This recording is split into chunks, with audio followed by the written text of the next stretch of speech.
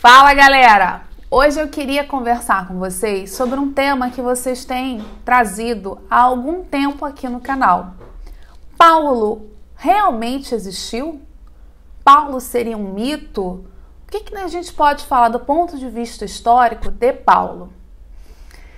E para a gente poder estar respondendo essa questão, a gente precisa primeiro entender que dentro do Novo Testamento há mais de um Paulo. Porém, o Paulo que fica em nossas mentes, o Paulo de um modo geral que é retratado no cinema, é o Paulo de Atos dos Apóstolos.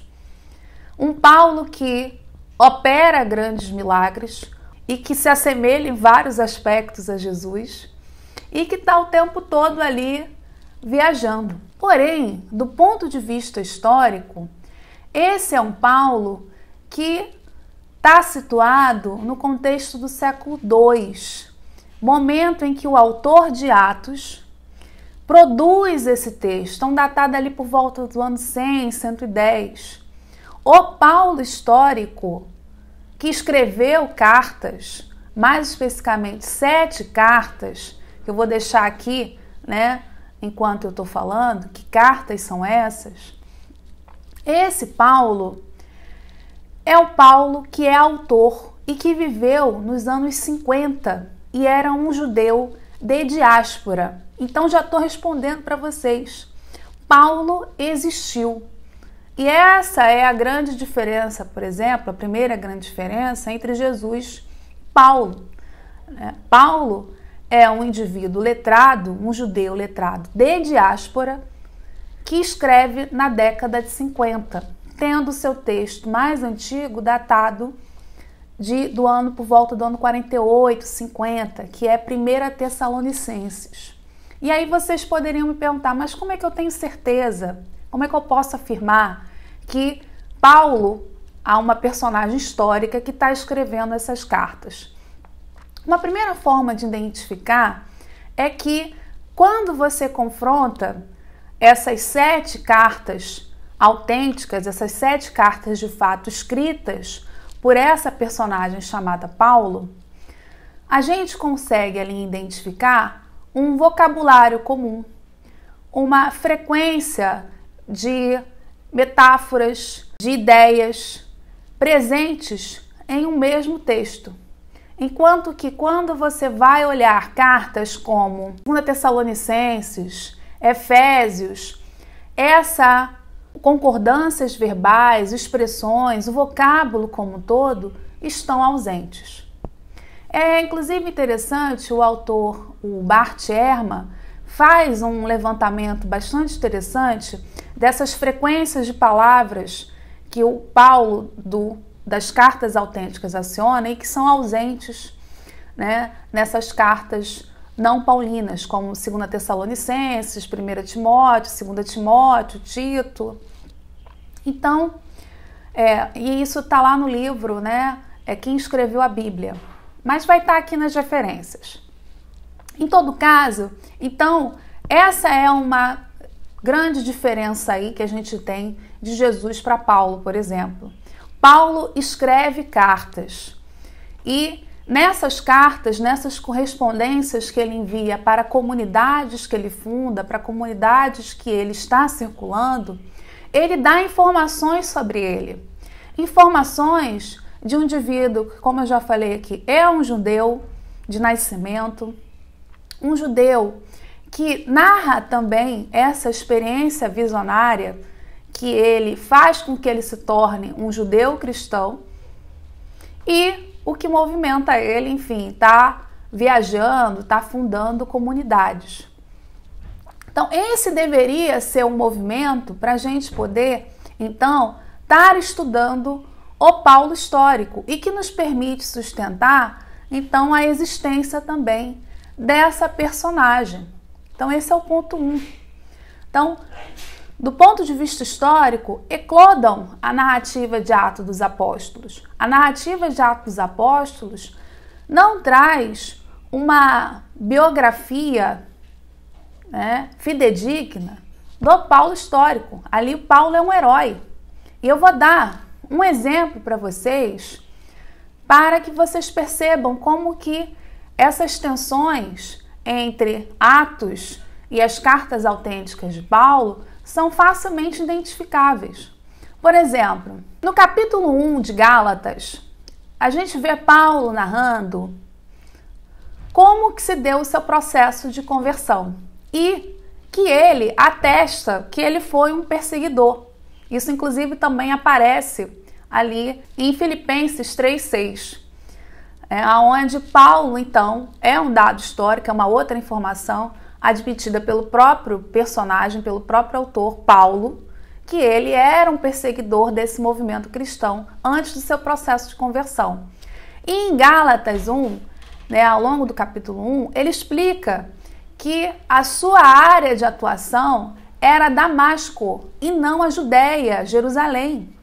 Ele só vai a Jerusalém, só vai a Judéia, depois que ele passa por essa experiência visionária, depois que ele se torna esse judeu cristão. E ele ainda vai dizer lá no versículo 22 que ele não era conhecido na região da Judéia.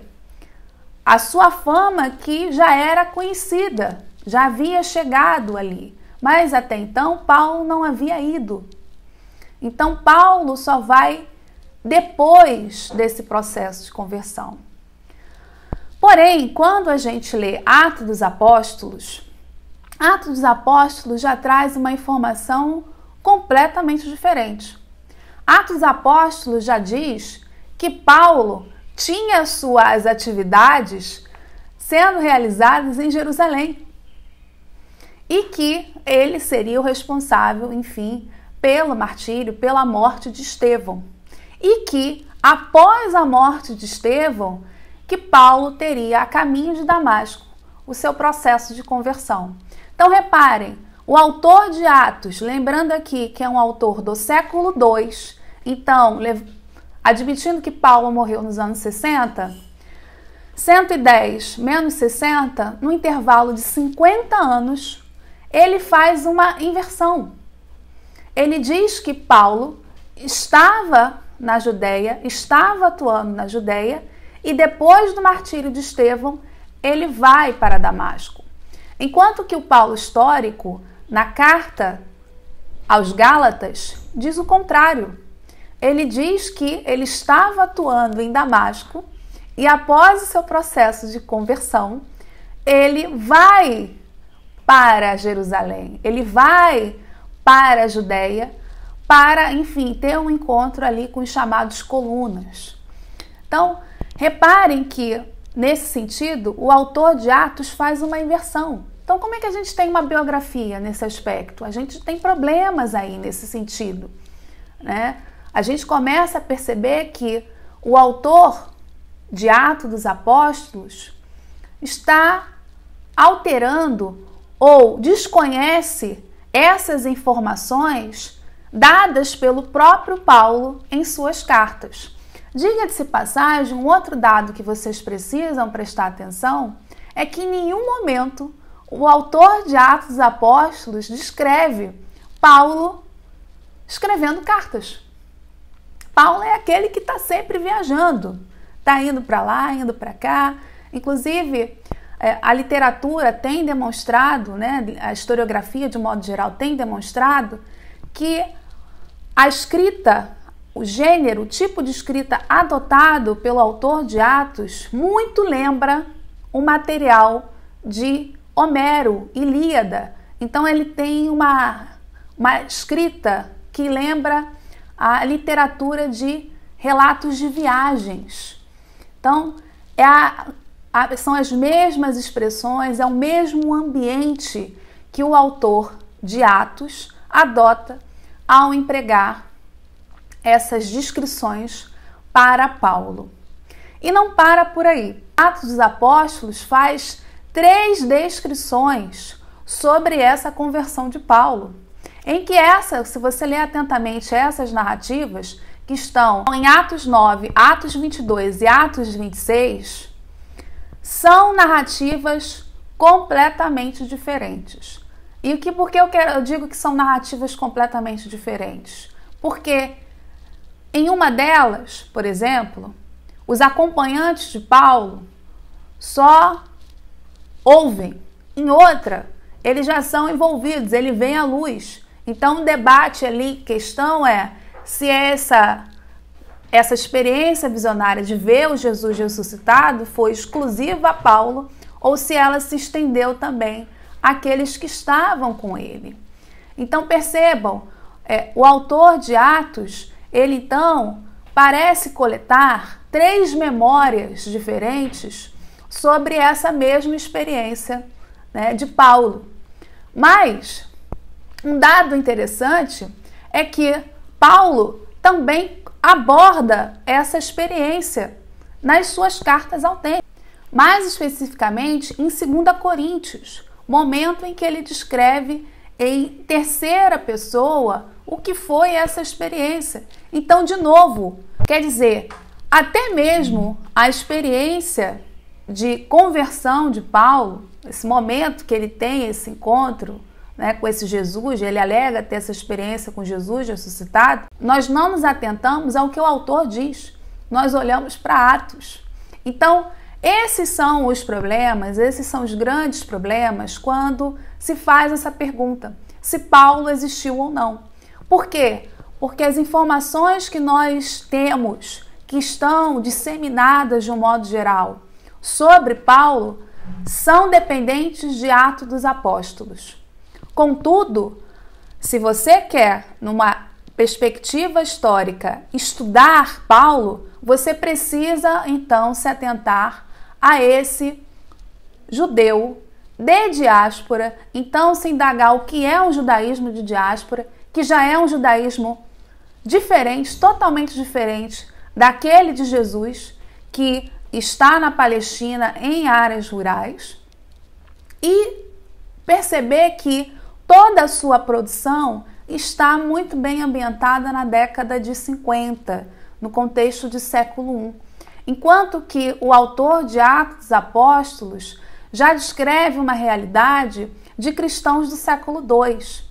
E a gente consegue verificar isso facilmente, a começar pelo próprio gênero, Atos, que lembra romances helenísticos e que narram também essa experiência religiosa de cristãos próprios do século II, século III. Então a gente tem uma série de atos que surgem nesse contexto, por exemplo, Atos de Paulo e Tecla, Atos de Pedro, Atos de Filipe e outros materiais que você consegue então rastrear vários paralelos. Atos de Paulo e Tecla, inclusive, é um material interessantíssimo, porque ele é mais ou menos contemporâneo a Atos dos Apóstolos e que detém narrativas de façanhas comuns às que estão a narrativa em Atos dos Apóstolos. Por exemplo, a narrativa da ressurreição que Paulo faz. O dado diferente de Atos dos Apóstolos para Atos de Paulo e Tecla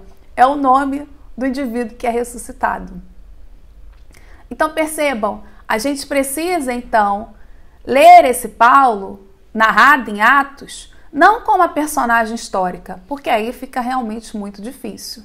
Essa sim já é uma narrativa heróica, né? Uma narrativa que em nada tem a ver com Paulo. Diga-se passagem, o próprio Paulo não descreve narrativas de milagres. Em nenhum momento Paulo fala que fez uma ressurreição.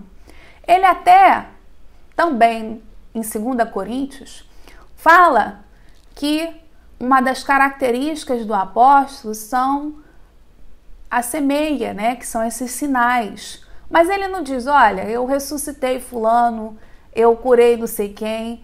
Nada disso é descrito. Então, são Paulos completamente distintos, que a gente precisa se atentar. Eu já falei aqui no canal um pouco sobre esses Paulos, do ponto de vista das cartas, que existem dentro do Novo Testamento.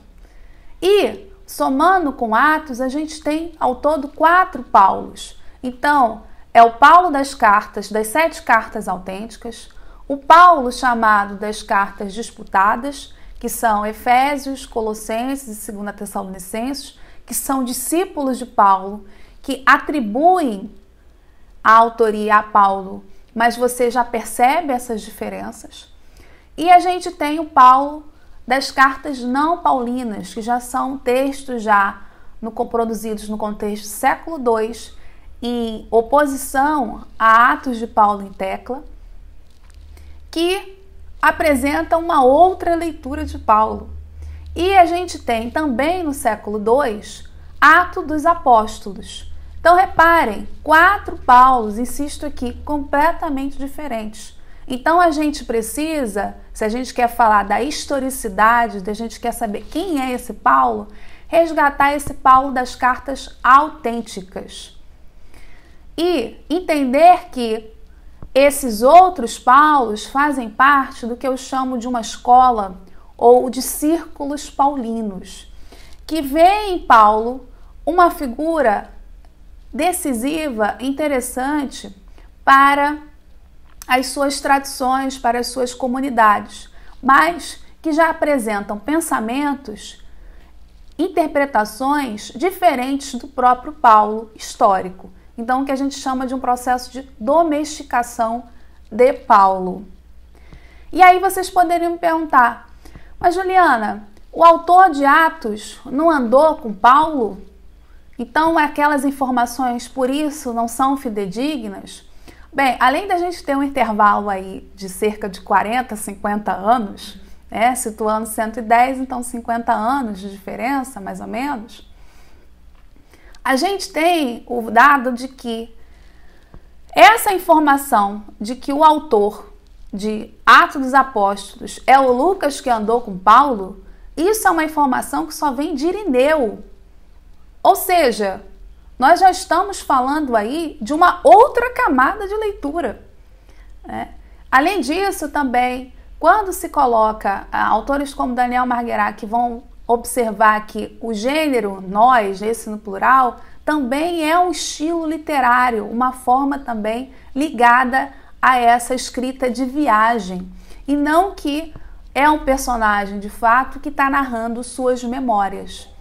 Então, é um esforço, é um trabalho da patrística de fazer o quê? Já esse processo de singularização desse cristianismo, que inclui, inclusive, reler Paulo, domesticar Paulo, porque o Paulo histórico é um Paulo que tem um olhar ainda muito impactado por uma oposição ao Império Romano. Um Paulo que a gente vê um alto quantitativo de mulheres circulando, mulheres ocupando papéis, tendo vozes dentro desse cristianismo, dessas comunidades paulinas, desses cristianismos paulinos. Não por acaso a gente tem figuras ali como Febe, a gente tem figuras como Júnia, que recebem títulos de diaconisa, de apóstolas, ou nós temos o caso de 1 Coríntios 9:5, de mulheres que estão atuando como missionárias, viajando com esses homens. Então, é um outro contexto, é um outro cristianismo, esse do Paulo histórico, e que então precisamos separar do Paulo que aparece das cartas Efésios, que não é o Paulo histórico, já é um Paulo domesticado, já é uma reinterpretação desses círculos, dessas escolas paulinas que vêm depois de Paulo, ou mesmo diferente do Paulo presente descrito no material de Atos dos Apóstolos, que é o que o Daniel Justo chama de um Paulo mago. Enfim, galera, era isso. Deixem dúvidas e comentários, tragam novas sugestões de vídeos de temas para vídeos como esse, e até a próxima!